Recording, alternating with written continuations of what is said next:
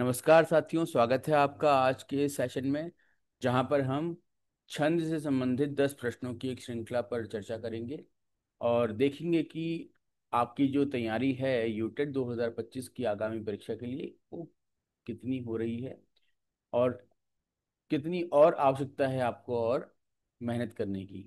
ठीक है, तो चलिए आगे चलते हैं और आप वन बाय वन हर एक प्रश्न के लिए अपने उत्तर को, जो भी विकल्प आपका होता है, उसको सेलेक्ट करिएगा और जानिएगा कि आपकी तैयारी कितनी है और कितना और मेहनत करने की आपको आवश्यकता है। तो शुरू करते हैं। ये स्लाइड में आप देख सकते हैं, छंद के बारे में कुछ बेसिक बातें बताई गई हैं कि जैसे छंद जो है वो संस्कृत धातु छत से बना हुआ है, जिसका अर्थ होता है आवरण बांधना या नियंत्रित करना। ठीक है, यानी कि जब हम लेखन की बात करते हैं तो आप जानते ही हैं, कहानी लिखने के लिए आप जब कहानी लिखने बैठते हैं तो कोई बाध्यता नहीं होती है, आपको जो मर्जी जैसा मर्जी वैसा लिखिए।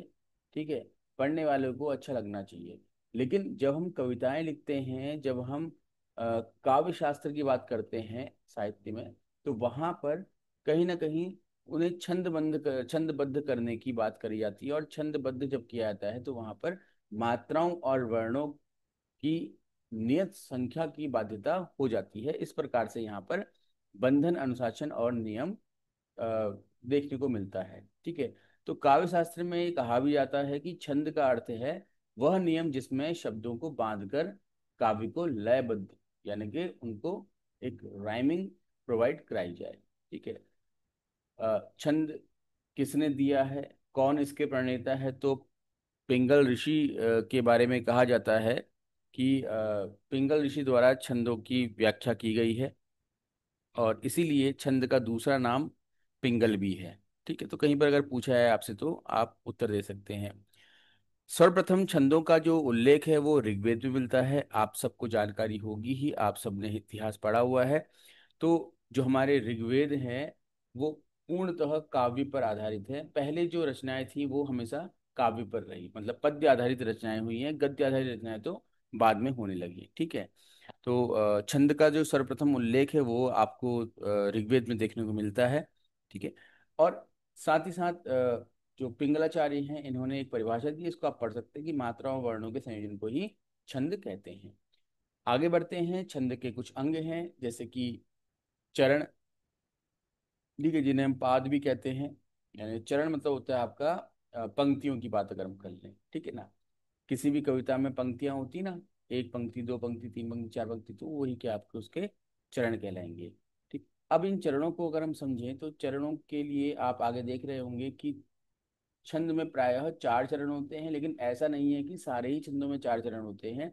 कई छंद हैं जिनमें 6 चरण भी होते हैं। ठीक है, तो 1 चरण, 2 चरण, 3 चरण, 4 चरण अगर ये होते हैं और सिक्वेंसिंग कर दी जाए 1 2 3 4 में, तो पहले चरण को और तीसरे चरण को कहते हैं विषम चरण। ऐसा क्यों है? क्योंकि आप जानते हैं, अगर हम नंबर्स की बात करें, ठीक है, तो 1 2 3 4 में 1 और 3 क्या है, ये विषम संख्या है। ठीक है, विषम संख्याएं क्यों है? क्योंकि इनमें 2 का भाग रह ही जाता है। ठीक है, तो इसलिए प्रथम और तृतीय चरण को विषम चरण कहा जाता है और द्वितीय और चतुर्थ चरण को सम चरण। समझ में आ रहा है? 2 और 4 क्या है आपकी? सम संख्याएं हैं। सम संख्याएं क्यों हैं? क्योंकि इनमें 2 का भाग चला जाता है। तो जिन संख्याओं में 2 का भाग बराबर जाता है, पूरा पूरा जाता है, उनको हम सम संख्याएं कह देते हैं। अगर नहीं जा रहा होता तो उसको हम विषम संख्या कह देते हैं। ठीक है ना, तो इसी आधार पर ये चरणों का जो वर्गीकरण है वो सम और विषम में किया गया है। फिर बात करते हैं वर्ण और मात्रा की। वर्ण क्या है? तो छंद में प्रयोग किए जाने वाले अक्षरों को हम वर्ण कह देते हैं। ठीक है, जबकि जो मात्रा है, जैसे किसी भी अक्षर में जो मात्रा अपने उच्चारण काल के आधार पर निर्धारित की जाती है। जैसे अगर हम देखें तो अ, ई, उ और री, ये ऐसे स्वर हैं जिनको हम लघु स्वर कहते हैं। ठीक है, इनका जो उच्चारण काल होता है वो एक मात्रा काल का होता है। ये जानकारी होगी आपको, है ना। इनका उच्चारण काल क्या है? एक मात्रा काल का है, यानी कि बहुत, जैसे आप बोल के देख लीजिए, अ, इ, उ, री, तो जरा सी बोलने पर आपका वो उच्चारण खत्म हो गया उसका। जबकि इसके अलावा जो अन्य स्वर हैं, जैसे औ का दीर्घ हो गया आ, ई का दीर्घ हो गया ई, ठीक है, उ का दीर्घ हो गया ऊ, जिसको हम बड़ा ऊ, बड़ी ई आदि बोलते हैं। री का दीर्घ जो है संस्कृत में आता है, उसको री बोलते हैं, ठीक है। और हालांकि हिंदी में नहीं है तो मैं लिखूंगा नहीं। इसके अलावा फिर आपका ए, आई, ओ और औ, ये सभी क्या हैं आपके, इन सभी स्वरों को हम दीर्घ स्वर कहते हैं, क्योंकि इनका उच्चारण काल वो दो मात्रा काल होता है, ठीक है। तो एक प्रश्न ये बनता है कि क्या कोई स्वर ऐसे भी होते हैं जिनका मात्रा काल दो मात्रा काल से अधिक होता है? बताइए, कमेंट बॉक्स में आंसर करिएगा, ठीक है। तो यस, बिल्कुल होते हैं, उनको प्लुप्त स्वर कहा जाता है। अभी क्योंकि यहाँ पर हम छंदों पर चर्चा कर रहे हैं, तो हम स्वरों के बारे में ज़्यादा चर्चा नहीं करेंगे, उसके लिए अलग से सेशन मैं लेकर के आ जाऊँगा आपके लिए। हालांकि ऑलरेडी हमारे चैनल में वो सेशन पड़ा होगा, आप चाहे तो उसको देख सकते हैं, फिलहाल अभी उसकी आवश्यकता नहीं है, ठीक है। तो इस प्रकार से स्वरों का वर्गीकरण किया जाता है लघु स्वर, दीर्घ स्वर और प्लुप्त स्वर में, ठीक है। प्लुप्त स्वर क्या होता है वो भी समझ लीजिए आप। जैसे आप कभी कुछ गाना गाते हैं तो आप बोलते ना सा, है ना, बोलते ना, जैसे बोला आपने राम, है ना, राम, तो रा को आपने क्या किया और खींचा। तो यहाँ पर क्या है, जो ये जो ये दो मात्रा काल थे, रा बोलने पर ऑटोमेटिकली दो मात्रा काल आ रही हैं, लेकिन इसको और खींचेंगे तो क्या आपका मात्रा काल और बढ़ जाएगा, दो से अधिक मात्रा काल हो जाएगा स्वर का, तो उसको हम प्लुप्त स्वर कह देंगे, ठीक है। हालांकि उसकी आवश्यकता यहाँ पर हमको नहीं पड़ेगी। तो फिलहाल मात्राओं की अगर हम बात करें, तो अब आप पहचान जाएंगे कि इसमें कौन सी एक मात्रा है, कौन सी दो मात्रा है। चलिए इसका एक प्रैक्टिस कर लेते हैं हम, ठीक है। जैसे कोई भी एक सेंटेंस पढ़ लेते हैं, इनमें से ले लेते हैं, इनमें मात्रा पहचान लेंगे। जैसे इसको देख लीजिए आप, ठीक है। छंद के पठन में आने वाले, अब देखो यहाँ पर छ में अंक का बिंदु है, दो मात्रा काल हो गया, ठीक है। दो है, सिर्फ ओ की ध्वनि आ रही तो एक मात्रा काल हो गया। के एक ही मात्रा आ रही, दो मात्रा काल हो गया, ठीक है। पौ ओ की ध्वनि आ रही है तो एक, ठो ओ की ध्वनि आ रही है एक, नौ ओ की ध्वनि आ रही है तो एक, मैं एक ही मात्रा आ रही है तो दो मात्रा काल, ठीक है। आ दो मात्रा काल, ने दो मात्रा काल, ठीक है, दो मात्राएं मतलब दो मात्रा काल, ऐसा बोलना जरूरी नहीं है। वा दो, ठीक है, ला दो, प्रो में दो, पौ भी है और मतलब औ भी है और रौ भी है आधा, ठीक है। वा दो, हौ में केवल औ की मात्रा आ रही तो एक, या में आ की मात्रा आ रही तो दो, ठीक है। लौ में औ की मात्रा आ रही तो एक, यौ में औ की मात्रा है तो एक। इस तरीके से हम पहचान करेंगे कि कहाँ पर एक मात्रा है, कहाँ पर दो मात्रा है, ठीक है। आप अपने नाम में खुद देख सकते हैं कि अपना नाम लिख करके कि आपके नाम में कितनी मात्राएं हैं टोटल, ठीक है। मात्राओं का मतलब ये नहीं है कि आप मात्राओं की गिनती करने लगे। जैसे आपने बोला किसने, अब इसको समझिए आप, ठीक है, बहुत जरूरी है, वरना आप छंदों की पहचान कर ही नहीं पाएंगे। किसने, यहाँ पर जो किसने शब्द लिखा है, इसमें देखिएगा कौ में ई की मात्रा है, लेकिन ये छोटी ई है, और छोटी ई का मात्रा काल एक होता है, तो इसलिए हम बोलेंगे कि यहाँ पर एक ही मात्रा है। सौ में औ की ध्वनि आ रही है एक मात्रा, नौ में एक ही मात्रा आ रही है तो दो मात्राएं। तो इस प्रकार से की में एक मात्रा, सौ में एक मात्रा और नौ में दो मात्रा काउंट करेंगे हम, यानी कि चार टोटल मात्रा हो जाएंगी आपकी, चार। तो इस प्रकार से हम इनकी गणना कर लेते हैं। समझ में आ रहा होगा, आई होप आप लोगों को। ये थोड़ा डिटेल हो जाता है, इस वजह से फिर ये थोड़ा आपका जो जिनको आता है, जो पढ़े हुए पहले से अच्छे से, उनके लिए सेशन बोरिंग सा होने लगता है। तो मैं बहुत ज़्यादा डिटेल में चर्चा ना करते हुए आगे बढ़ता हूँ, ठीक है।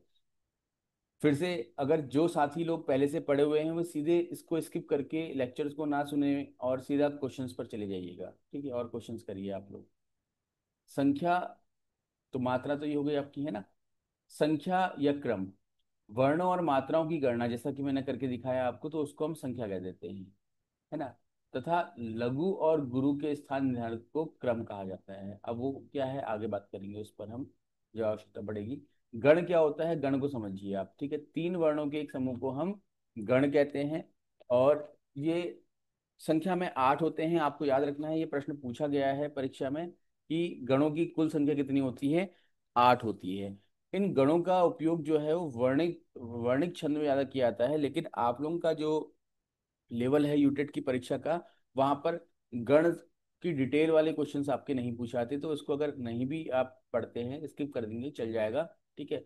पर अगर कोई बड़ी परीक्षा के लिए पढ़ना होगा तो वहां पर आप डिटेल में इसको समझ सकते हैं। तो फिलहाल यूटेट की परीक्षा के लिए सिर्फ एक ही बात इंपॉर्टेंट है कि गण जो है वो 3 वर्णों का एक समूह होता है, और कुल संख्या जो है इनकी होती है 8। ठीक है, आगे बढ़ते हैं। गति, गति मतलब स्पीड। ठीक है, आप जानती हैं स्पीड। तो किसी भी छंद को पढ़ने की जो लय होती है, जो स्पीड होती है, उसको हम गति कह देते हैं। और इसी के विपरीत होता है आपका यति, यानी कि विराम, यानी कि ठहराव। जब हम किसी भी छंद को पढ़ते समय विराम लेते हैं, चाहे वो अल्प विराम हो या थोड़ा लंबा विराम हो, तो उसको हम विराम या फिर यति कह देते हैं। ठीक है, तो इस प्रकार से आपके ये कुछ अंग है। एक अंग और होता है आपका तुक, वो स्लाइड में थोड़ा नीचे चला गया है, उसके लिए थोड़ा माफी चाहूंगा मैं आपसे। तुक मतलब आप जानते ही हैं कि जब हम दो पंक्तियां बोलते हैं तो उनमें जो अंतिम जो वर्ण होता है उनमें समानता होती है, स्वर की राइम होती है, तो उसको हम क्या बोलते हैं, तुक बोल देते हैं। जैसे कि जय हनुमान ज्ञान गुण सागर, जय कपीस हूँ लोक उजागर। तो सागर और उजागर। ठीक है, पहली पंक्ति का अंतिम शब्द है सागर, दूसरी पंक्ति का अंतिम शब्द है उजागर। तो सागर उजागर में आप देख रहे हैं कि एक जैसी ध्वनि आ रही, तो ये आपका हो जाएगा तुक हो जाएगा, इसको हम तुक कह देते हैं। तो इस प्रकार से ये 7 अंग हमने यहाँ पर अभी इसके पढ़े। तो 7वां अंग थोड़ा सा नीचे रह गया है, वो नहीं दिखाई दे रहा है। ठीक है, तो मैं बता दे रहा हूँ कि 7वां अंग है आपका तुक। आगे बढ़ते हैं। छंद के प्रकार, 3 प्रकार से मुख्यतः छंद को डिस्क्राइब किया जाता है। पहला आपका मात्रिक छंद है, दूसरा है वर्णिक छंद, और तीसरा जो आधुनिक छंद है उसे बोलते हैं हम क्या, मुक्त छंद, जो यहाँ पर नहीं लिखा हुआ है। ठीक है, आप लोग उसको नोट कर सकते हैं, वो है आपका मुक्त छंद। ठीक है, तो मात्रिक छंद, वर्णिक छंद और तीसरा आपका मुक्त छंद। मात्रिक छंद में कौन कौन से होते हैं, तो मात्रिक छंद को हम 3 भागों में बांटते हैं फर्दर। सममात्रिक, अर्ध सममात्रिक और विषम मात्रिक। सममात्रिक क्या होते हैं, जब प्रत्येक चरण या फिर पंक्ति में समान मात्राएं होती है, जैसे चौपाई है, तो चौपाई की हर पंक्ति में 16 16 16 16 मात्राएं होती हैं। आगे प्रश्नों में हम देखेंगे इसको। रोला है अगर, तो उसमें 24 24 24 मात्राएं होती हैं। ठीक है, हरि गीतिका है तो उसमें 28 28 28 मात्राएं होती हैं। ठीक है, मात्राओं के आधार पर आप पहचान करेंगे कि जो छंद है वो क्या है किसी भी पंक्ति में। ठीक है, इसी प्रकार से तो सम, क्योंकि सारी ही जो पंक्तियां, अगर 4 पंक्तियां हैं तो हर पंक्ति में समान मात्राएं हैं, तो इसलिए वो सम हो गया। सम मात्रिक मतलब समान मात्रिक छंद। दूसरा है अर्ध सम मात्रिक। अर्ध सम मतलब कि सम तो है लेकिन आधे। 4 आपकी पंक्तियां हैं, तो जो पहली और तीसरी पंक्ति है, पहला और तीसरा चरण है, उनमें बराबर हो जाएंगी, और दूसरे चौथे चरण में बराबर हो जाएंगी। जैसे दोहे की अगर हम बात करें, तो पहले और तीसरे चरण में हो जाएंगी आपकी 13 मात्राएं, जबकि दूसरे और चौथे चरण में हो जाएंगे आपकी 11 11 मात्राएं। ठीक है, ऐसे हम सोरठा की बात करेंगे, तो पहले और तीसरे चरण में हो जाएंगे आपकी 11 मात्राएं, जबकि दूसरे और चौथे चरण में आपकी हो जाएंगी 13 मात्राएं। ऐसे हम बरवे की बात करेंगे, तो पहले और तीसरे चरण में हो जाएंगी 12 मात्राएं, जबकि दूसरे चौथे चरण में आपकी हो जाएंगी 7 मात्राएं। इस प्रकार से आप पहचान कर सकते हैं कि दिया गया छंद किस कैटेगरी में आएगा, दोहा होगा, सोरठा होगा या बरवे होगा। इसके अतिरिक्त तीसरा जो छंद है, मात्रिक छंद जो है, वो था विषम मात्रिक छंद। विषम मात्रिक छंद की विशेषता ये होती है कि इसमें एक गुण होगा आपका सममात्रिक छंद का, और एक होगा आपका अर्ध सममात्रिक छंद का। ठीक है, तो जैसे एक एग्जाम्पल इसका है कुंडलिया ना। तो कुंडलिया में एक तो है दोहा, और दोहा क्या आपका अर्ध सममात्रिक है, और दूसरा आपका रोला, रोला क्या है आपका सममात्रिक है। तो विषम मात्रिक छंद वे छंद होते हैं जिनमें एक गुण सममात्रिक छंद का और एक आपका असममात्रिक छंद का पाया जाता है।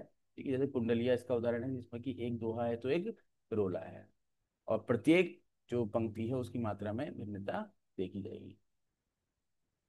फिर आते हैं वर्णिक छंद की तरफ। वर्णिक छंद में आपको वर्णों की, देखो यहाँ पर मात्राएं काउंट करनी है आपको, जबकि वर्णिक छंद में केवल वर्ण काउंट करने हैं। तो वर्णिक छंद में आप याद कर सकते हैं, ये बहुत मतलब आसान नहीं है इतना याद रख पाना।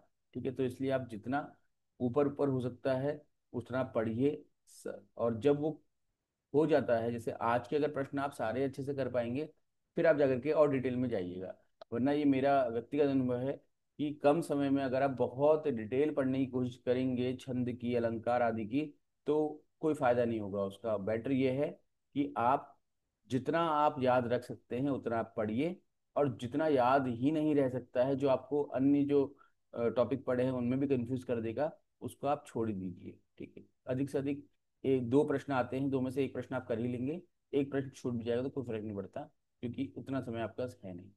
हाँ, 3 या 4 महीने का समय भी बचा होता तो आप डेफिनेटली, आपसे कहता मैं कि आप बहुत डिटेल में पढ़िए, क्योंकि हर विषय को बहुत डिटेल में समझना आपको आनंद भी देता है, और वो आपकी परीक्षा के लिए अच्छा भी होता है। तो चलते हैं प्रश्नों की तरफ।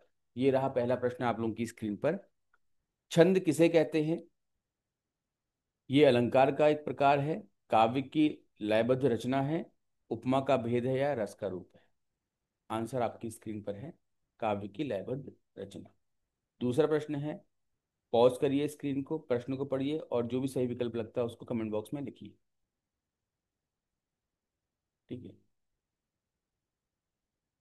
तो छंद के दो मुख्य प्रकार पूछे जा रहे हैं, तो आप आसानी से अभी जो डिस्कशन सुना है आपने, उसके आधार पर ही इसका उत्तर बता देंगे आप कि इसका उत्तर क्या है। सी, वर्णिक और मात्रिक। ठीक है, दीर्घ स्वर की मात्रा कितनी होती है बताइए, मात्रा काल कितना होता है? वैसे ये प्रश्न होना चाहिए था, मात्रा लिख दिया है, वो मिस्टेक है। तो कितना मात्रा काल होता है? तो मात्रा काल इसमें क्या होता है? 2 होता है। ठीक है, तो उत्तर हो जाएगा 2। अभी अभी चर्चा किया था ना इसका हमने। चौपाई छंद में प्रत्येक चरण में कितने मात्राएं होती हैं? अभी अभी ये स्क्रीन पे आप लोगों को शो किया था मैंने, तो आप रिकॉल करिए, आंसर दीजिए इसका। तो आंसर हो जाएगा 16। आगे बढ़ते हैं, कुंडलिया छंद। अभी डिस्कशन किया हमने, कुंडलिया छंद किसका मिश्रण होता है बताइए। सही उत्तर जो है दीजिए। तो सही उत्तर है दोहा और रोला। फिर है, दोहा छंद में चरणों की संख्या कितनी होती, कितने चरण होते हैं दोहा छंद में? 4 चरण होते हैं। ठीक है, फिर आते हैं, जाकी रही भावना जैसी।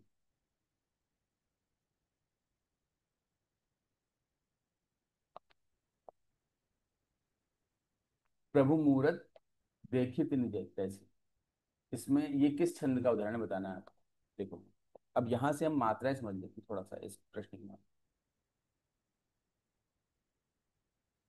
देखो, सोरठा भी है, दोहा भी है, चौपाई भी, वर्णिक छंद भी। अभी हम देखते हैं मात्राएं कितनी आ रही। जा, आ की मात्रा है तो 2 मात्राएं। की, बड़ी की मात्रा है तो 2 मात्राएं।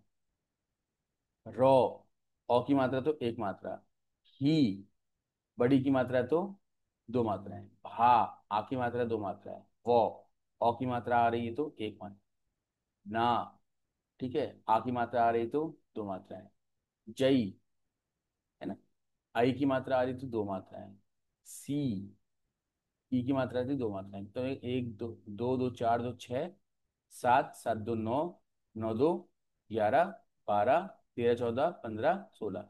तो एक पंक्ति में कुल कितनी मात्रा हो गई? 16 मात्रा। तो यहाँ से ये निकल के आएगा कि इसका उत्तर जो है चौपाई होना चाहिए, लेकिन अभी आगे भी हम देखेंगे। फिलहाल तो ऑप्शन में सोरठा में 13 11 होती हैं, 11 13 होती हैं दोहा में।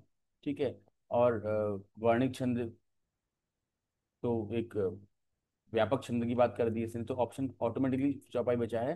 लेकिन फिर भी हम आगे भी देख लेते हैं। प्र है, प और र है, तो इसमें आवश्यकता अनुसार हम इसको एक या फिर 2 मात्रा मान सकते हैं। ऐसे जो आपके वर्ण होते हैं वो अपवाद के रूप में देखे आते हैं।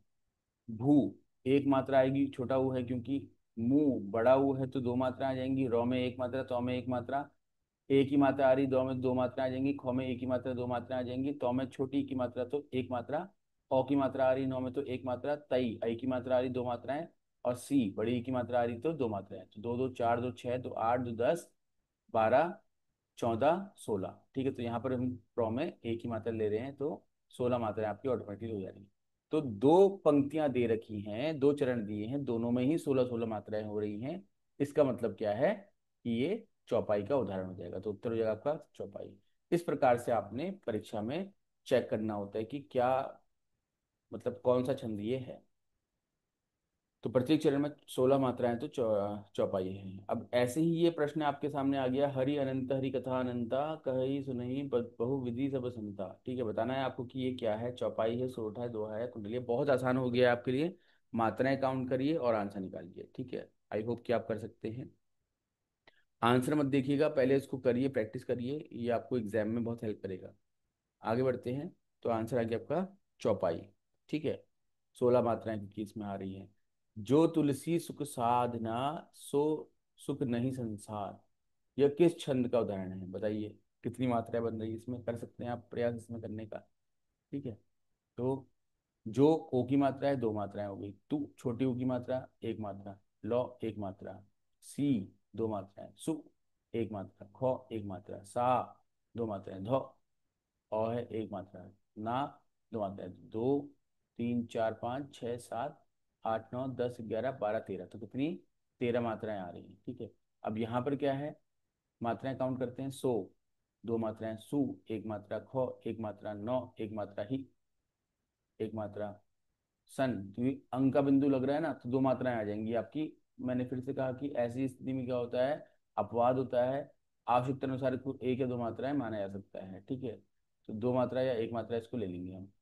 सा दो मात्राएं। रॉ एक मात्रा। तो एक दो तीन चार पाँच छः सात आठ नौ 10 11, तो 11 मात्राएं हो गई टोटल। तो 13 और 11 मात्राएं आ रही, तो क्या बन जाएगा आप खुद बता सकते हैं इसको, ठीक है। तो कौन से छंद में होता है, पहले मतलब विषम, क्योंकि पहली जो पंक्ति है वो विषम हो जाएगी। विषम में 13 है, और दूसरी पंक्ति सम हो जाएगी, तो सम में 11। तो 13 11 का कॉम्बिनेशन किसमें बनता है, दो ही में बन जाता है, ठीक है। पहला चरण 13 और दूसरा चरण आपका 11 है। आगे बढ़ते हैं। कुंडलीय छंद किसका मिश्रण है, दो बार आ गया शायद ये प्रश्न, ठीक है। दोहा और रोला का है, दो बार प्रश्न आ गया, चलिए कोई बात नहीं। तो ये आपको अब तो रट ही जाना चाहिए। आखिरी प्रश्न आप लोगों की स्क्रीन पर है, इसका उत्तर नहीं लिखा हुआ है, तो आपने खुद इसका आंसर देना है, ठीक है। आज जो सेशन में डिस्कशन हुआ था वहाँ पर इस पर चर्चा भी नहीं की मैंने, वरना ये आपके लिए बहुत आसान हो जाता। तो आप खुद अंदाज़ा लगा सकते हैं, खुद पढ़ सकते हैं, देख सकते हैं अपने सोर्सेज से कि मंदाक्रांत छंद जो है वो पहले तो कौन सा छंद है, ये मात्रिक छंद है, वर्णिक छंद है, और दूसरा कि इसमें कितने वर्ण होते हैं। अब क्योंकि ये पहले ही बोल दिया इसने कितने वर्ण होते हैं, मात्रा तो बोल ही नहीं रहा हो, कितने वर्ण होते हैं, वर्णिक छंद ही हो गया आपका ये, है ना। वर्णिक छंद हो गया, ये तो क्लियर हो गया, लेकिन मात्राएं कितनी होती हैं ये आपको बताना है ऑप्शन में, ठीक है। अगर आपको पता है तो आप कमेंट बॉक्स में ऑप्शन लिखिए, और नहीं पता है तो पहले इसको चेक करिए, उसके बाद फिर कमेंट बॉक्स में आप आंसर दीजिए। तो आप लोगों से निवेदन है कि आप फीडबैक ज़रूर दीजिए कि आपको सेशन कैसे लग रहे हैं। अगर आपको लाभ हो रहा है तो आप निश्चित तौर पर फीडबैक के माध्यम से हमको थोड़ा मोटिवेट कर सकते हैं, ताकि हम आगे और बेहतर कार्य करने का प्रयास करें। और अगर आपको लगता है कि कुछ कमियां हैं तो उन कमियों के बारे में भी आप अपनी राय दे सकते हैं, ताकि कमियों को दूर किया जा सके। उम्मीद करता हूँ यूटेट 2025 की तैयारी में थोड़ा बहुत हमारे जो सेशंस हैं वो आपके लिए हेल्पफुल हो रहे होंगे। इसी आशा के साथ आज के सेशन को यहीं पर समाप्त करते हैं। आप सभी का धन्यवाद।